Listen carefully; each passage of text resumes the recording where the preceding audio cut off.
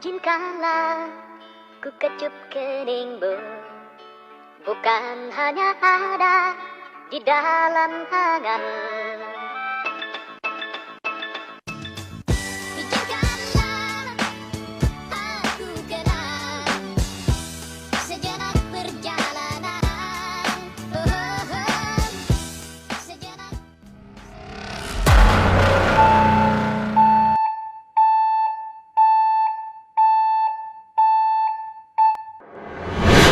Oke, baik.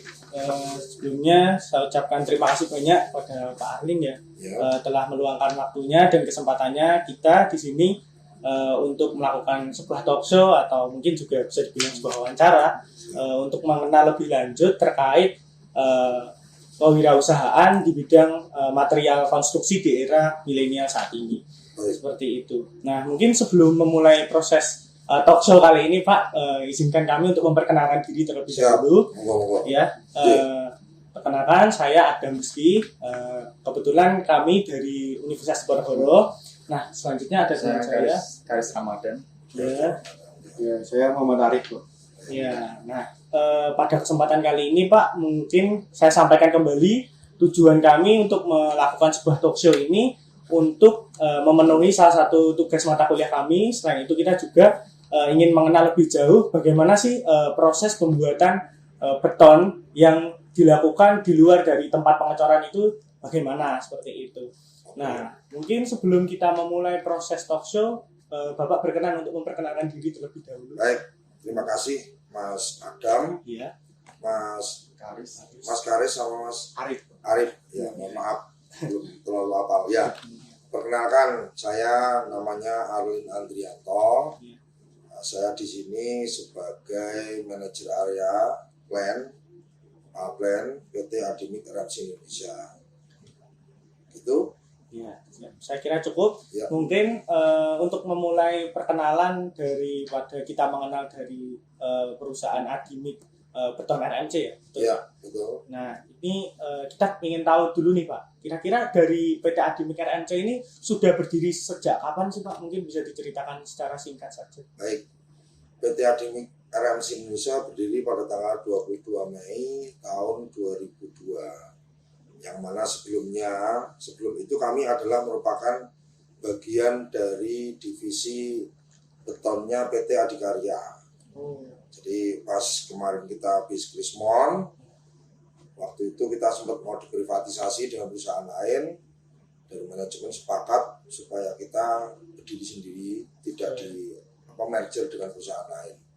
Maka tepat pada tanggal 22 Mei kita memisahkan diri dari PT Adikarya Konstruksi atau Adikarya pada saat itu hingga sekarang.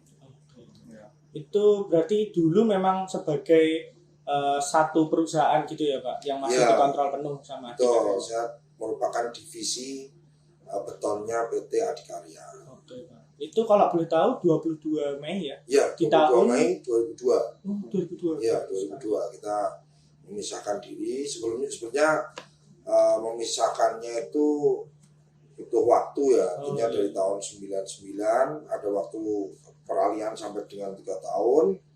Jadi kita mendeklarasikannya di 22 Mei 2002. Ya. Jadi kita udah sekitar 20 tahun ya Mas ya. Sampai dengan sekarang alhamdulillah. Mungkin untuk pertanyaan selanjutnya, setelah memisahkan diri tersebut, apakah yang menjadi latar belakang dari PT Adimik ini tetap eksis sampai sekarang? Yang jelas bisnis ready mix itu tidak hanya kita berjualan beton, tapi di dalamnya adalah ada unsur jasa, pelayanan, kemudian personalitinya ya, artinya kami ketika memisahkan diri dengan nama besar Adikarya itu butuh waktu kurang lebih ya cukup lama ya, sampai dengan 10 tahun sehingga mau diberikan kepercayaan sama teman-teman kontraktor dalam hal ini. Jadi ya latar belakangnya ya karena kami masih mencintai pekerjaan kami ini, makanya biar tidak diambil alih oleh perusahaan lain, kita memutuskan untuk berdiri sendiri, memisahkan dari PT Adikarya. Lalu mungkin tadi kan ke bidang jasa juga ya Pak ya, Iya. Adimik ini.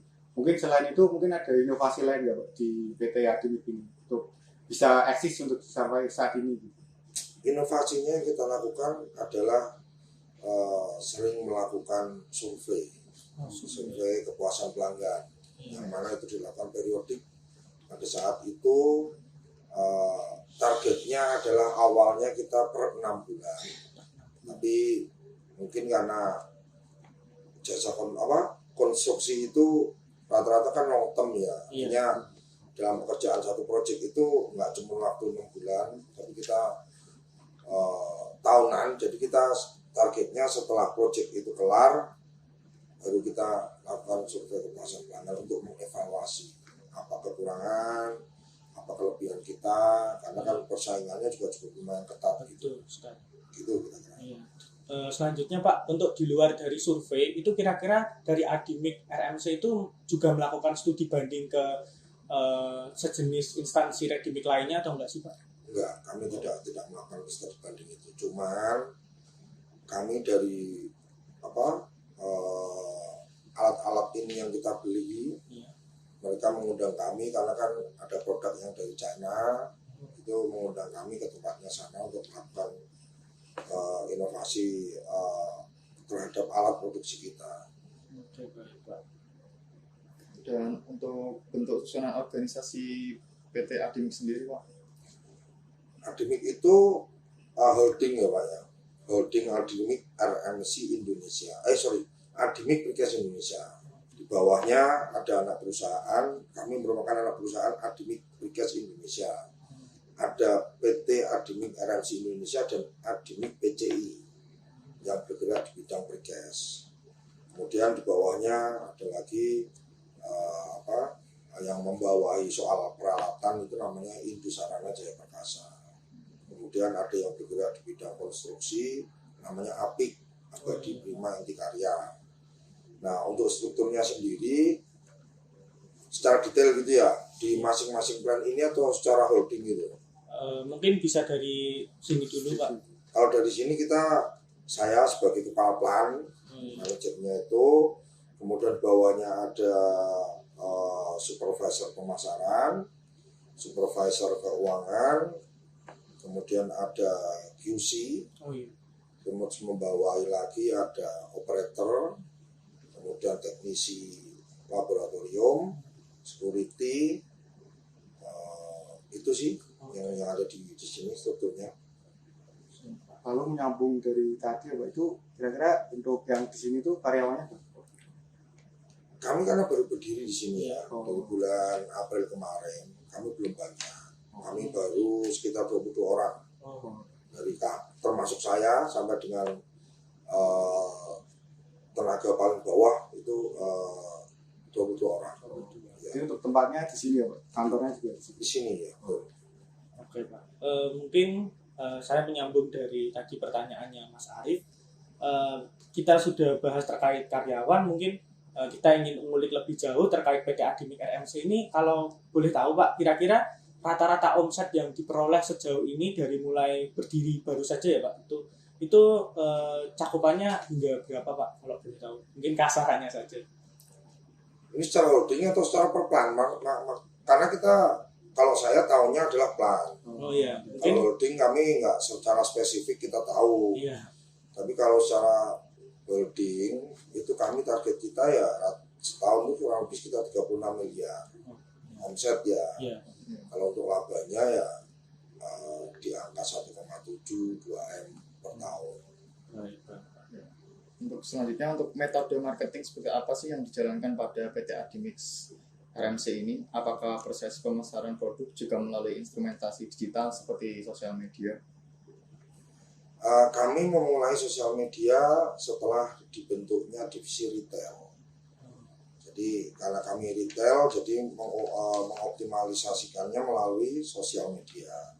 Kalau kami sendiri ya berbagai website, kami ada websitenya, kemudian ada pameran-pameran, kita mengikuti. Kemudian kami masuk ke e-proknya pemerintahan, seperti itu untuk marketingnya. Tapi yang jelas kalau untuk digital kita mulai masuk sosial media ketika ada divisi retail di tempat kami. Itu memang pemasarannya melalui sosial media. Di samping kami juga ada tenaga marketing, dalam hal ini sales eksekutif di masing-masing plan, itu yang akan istilahnya canvassing ya area masing-masing gitu. Mungkin saya tambah sedikit ya Pak pertanyaan terkait tadi kan untuk media promosinya PT Adimik RMC ini juga melalui sosial media.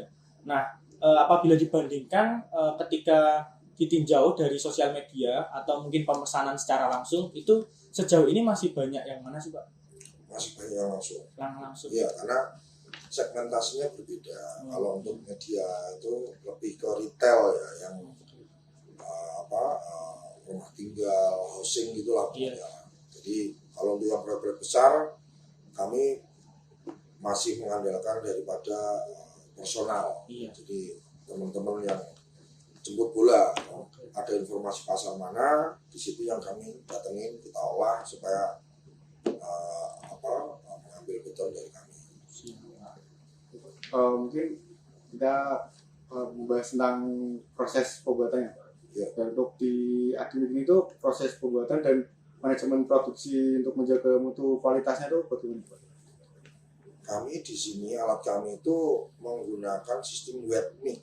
Jadi beton siap pakai. Jadi aduknya ketika material kami sudah dicampur, sudah ditimbang, kami sistemnya computerized yang di sini. Jadi mengaduknya itu adanya di atas Pak. Sebelum masuk ke dalam molen. Sebelum keluar dari area kami itu, jadi beton itu sudah jadi di namanya kita pan mixer.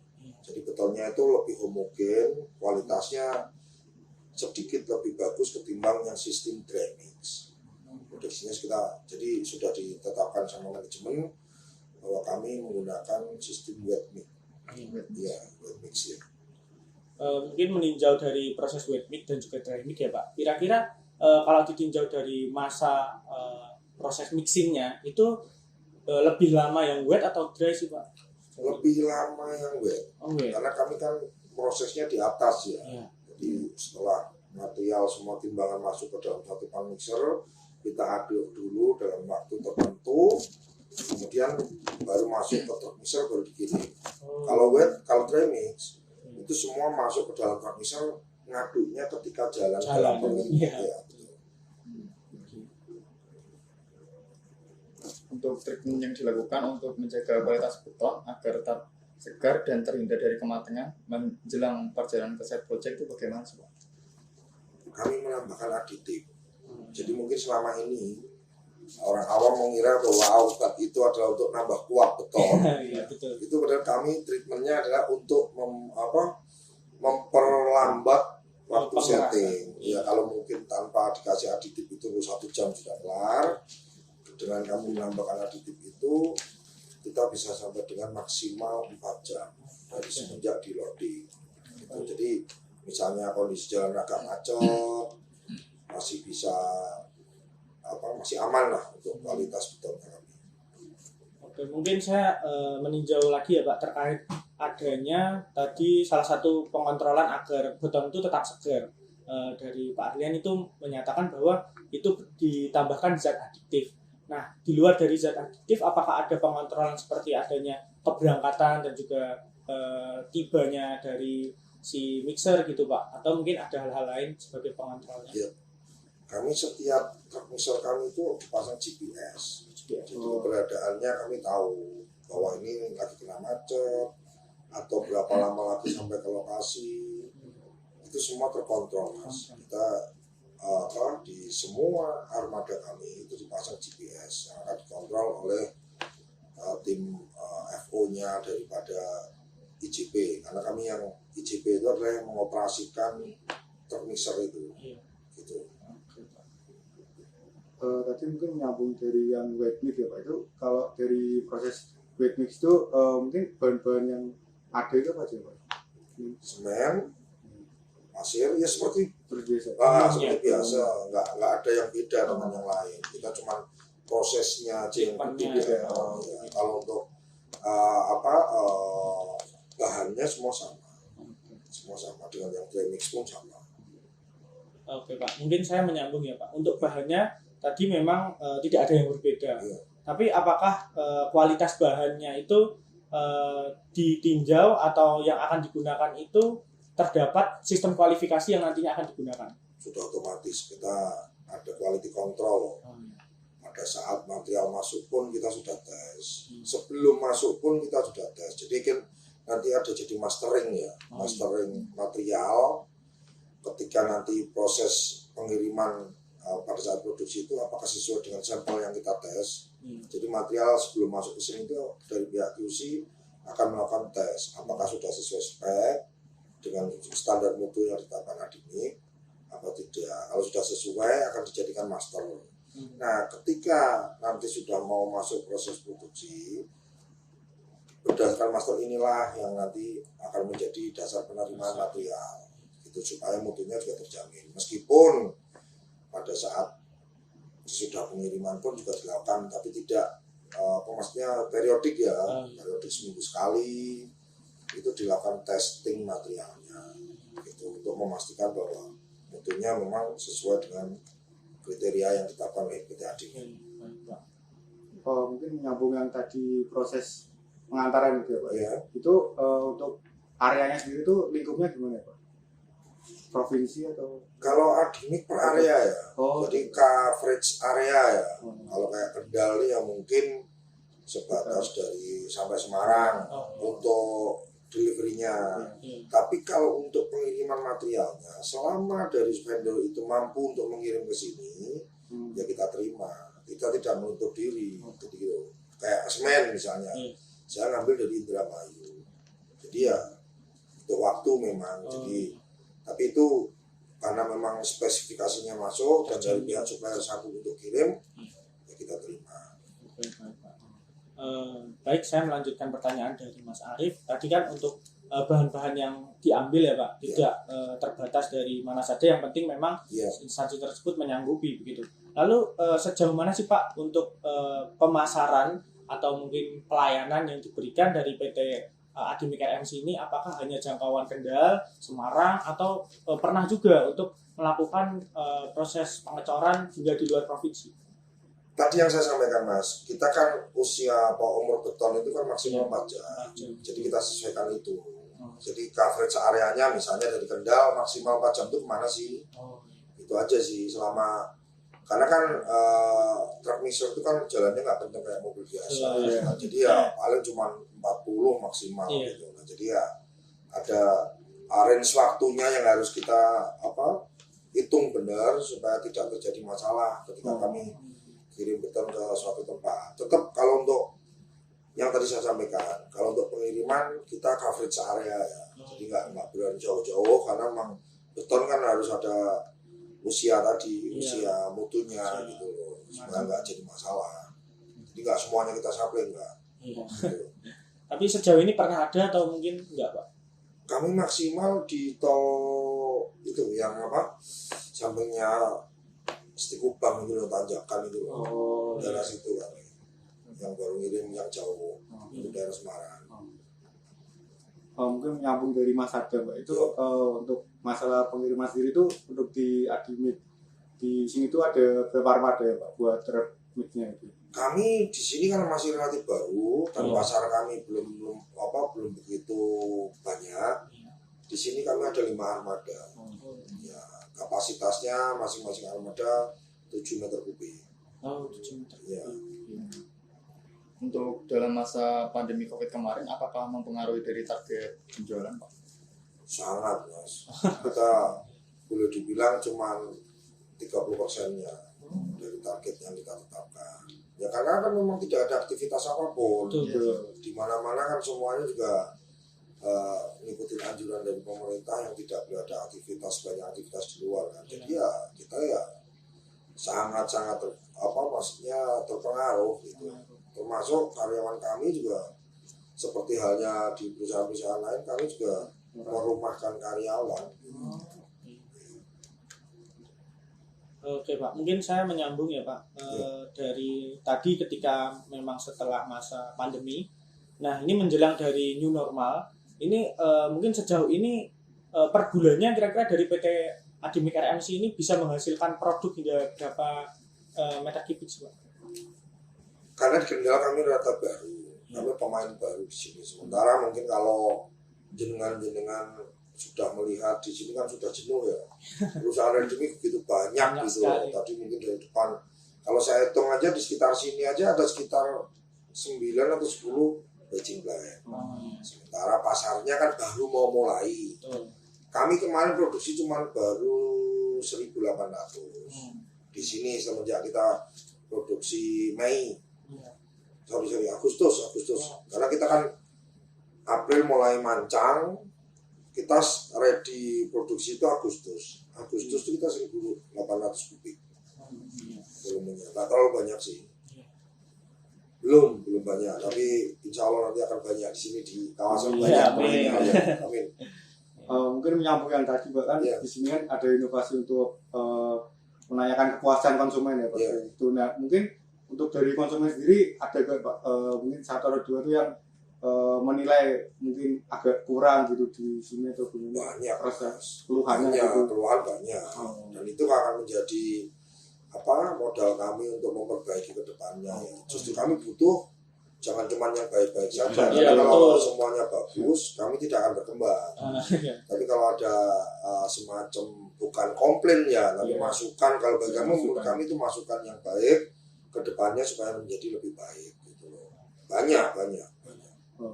Mungkin kalau boleh tahu itu selama ini apa ya Pak? Itu mungkin masukan yang sering delivery ya. Delivery-nya.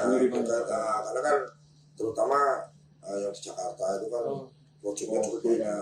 Kemudian di Jakarta itu kan kalau untuk high-rise building itu kan mulainya harus malam. Nah, sementara malam juga brandnya banyak. Jadi banyak yang nggak sesuai dengan permintaan mereka.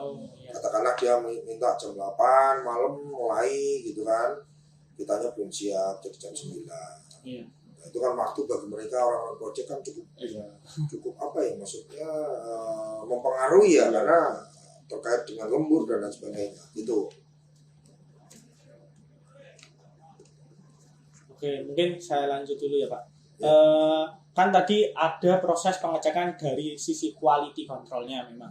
Nah, sekarang untuk meninjau quantity control Pak, sering saya temui mungkin ketika saya KP ya Pak, itu ada yang memang sudah diperhitungkan dari pihak kontraktor sekian meter kubik. Nah, ternyata proses eksekusinya itu ada yang kurang gitu, bahkan juga ada yang lebih gitu.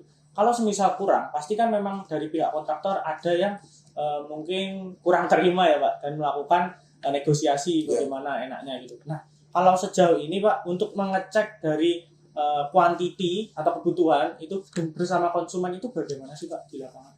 Kami ada yang namanya personal QS, quality surveyor. Nah, dialah nanti yang akan membantu teman-teman di lapangan ketika mau menghitung kebutuhan lapangan. Jadi supaya tidak terjadi praduga yang tidak, kita sebelum muncul kita lakukan opnam bersama. Opnam bersama inilah yang kita pakai sebagai dasar produksinya. Jadi mengurangi, tidak menjamin sih, tapi mengurangi yang namanya kejadian gagal volume. Itu yang kita lakukan. Untuk jenis alat berat yang dimiliki dari PT Adimik RMC ini apa sih Pak? Cuman wheel loader, kita nggak ada alat berat yang macam-macam.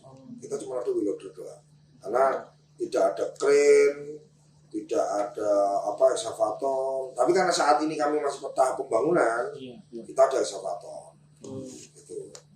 Kalau untuk produksi nanti cuma wheel loader aja untuk masukin material ke kolbit yang mau ditimbang. Oke, mungkin terakhir. Terakhir. Mungkin untuk pertanyaan terakhir ya Pak, ini mungkin suka duka untuk Bapak rasakan ya selama ini tuh kerja di Adimik kira-kira apa Pak? Suka dukanya. Yang paling berkesan ya. Karena ya kalau di pengalaman sebelumnya di Jakarta sukanya ya jelas ketika kita menerima bonus dari perusahaan karena alhamdulillah sampai dengan saat ini saya masuk di Adimik ini dari tahun 95 sampai sekarang ya sudah alhamdulillah anak saya kuliah dan lain sebagainya. tempat tinggal layak. Dukanya ya ketika ada komplain dari pelanggan gitu, terkait dengan pengiriman, terkait dengan harga, terkait dengan ya macam-macam lah, pokoknya yang mungkin teman-teman sering sebagai konsumen apa sih yang dimaui, dan kita belum bisa memenuhi apa yang dimaui mereka meskipun sudah berusaha gitu loh ya, kayak gitulah suka dukanya. Tapi ya alhamdulillah sampai dengan saat ini kami bisa eksis, teman-teman semua karyawan juga masih bisa nyaman dalam bekerja. Itu aja sih, kalau syukurin aja. Oke, mungkin saya ada pertanyaan terakhir Pak, tapi ini di luar konteks. Nah, sejauh dari yang mungkin Bapak sudah rasakan selama bergabung di PT Adimik RMC ini, mungkin ada saran nggak sih Pak yang mungkin bisa disampaikan kepada kita generasi milenial ini terkait mungkin kewirausahaan untuk memulai suatu usaha, atau ketika kita ada yang akan terjun di bidang yang sama dengan yang Bapak geluti, ya ini dari beton gitu. Mungkin nggak harus ke sini ya, maksudnya nggak dalam bidang yang saya tekuni saat ini. Mungkin teman-teman nanti akan zaman sekarang itu nggak harus di bidang yang sama gitu. Karena teman-teman kan di kuliahan atau diberi ilmu apapun itu supaya bisa nggak fokus dalam satu bidang. Kalau menurut saya gitu. Jadi apapun yang teman-teman yakini itu akan menjadi apa sih namanya sih, pegangan ya, menjadi usaha, jalanin. Karena nggak semuanya harus bekerja, tapi wirausaha, entrepreneur sekarang itu jauh lebih menjanjikan. Ketika kita sudah tekun dalam satu bidang dan menemukan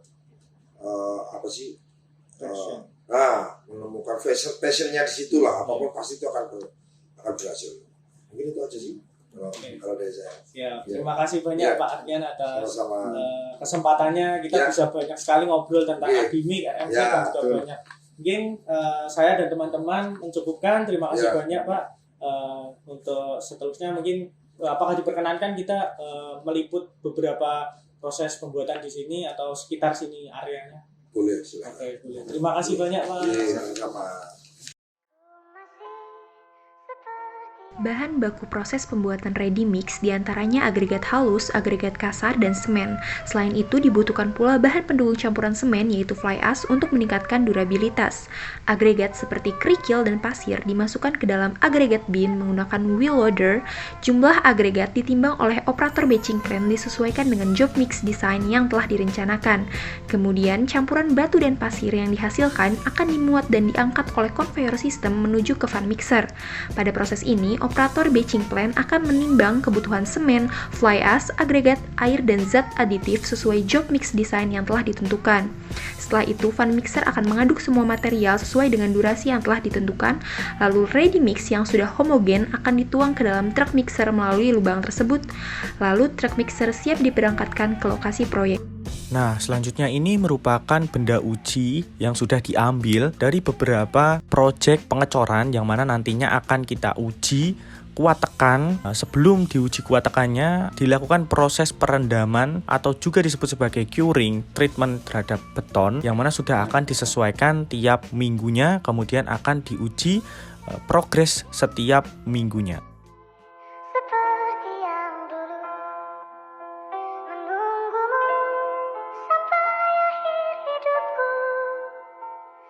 Kesetiaanku tak luntur, hatiku